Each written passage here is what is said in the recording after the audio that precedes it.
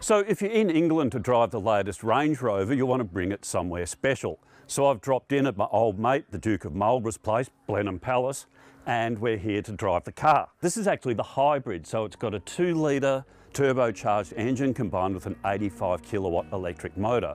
It's got about 300 kilowatts of power. It'll hit 100 kilometres an hour in 6.8 seconds. Now, that doesn't necessarily matter if you're going off-roading. We're about to go out and get dirty in the mud, and we'll see what it does.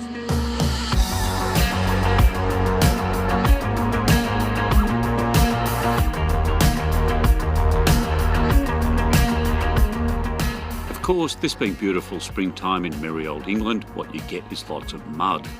And the plug-in Range Rover handles it as well as any other, slipping and slithering around on road tyres, plunging through the odd ornamental lake when needed, but generally holding its chin up when things get rough.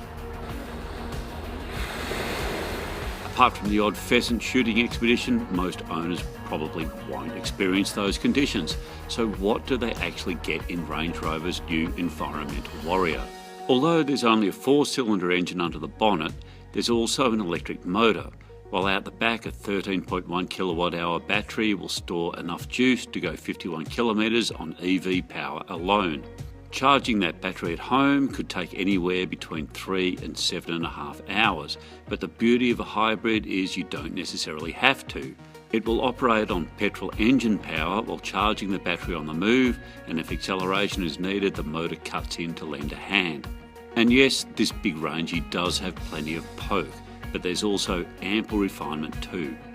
It's virtually impossible to pick it switching from electric to petrol power, the inside of the cabin is incredibly quiet, and the ride comfort out on the road is simply first class. It simply wafts along the bumpiest of country roads, and while it doesn't exactly handle like a sports car, the air springs keep the body flat, the big tyres have plenty of grip, and there's the security of all-wheel drive to fall back on in slippery conditions.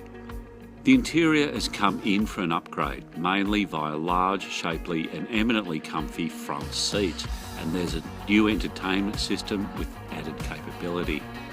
Backseat passengers are also well looked after, and you can opt for power adjustment there as well.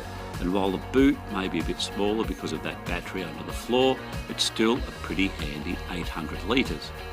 All this will set you back 210,000 Aussie dollars.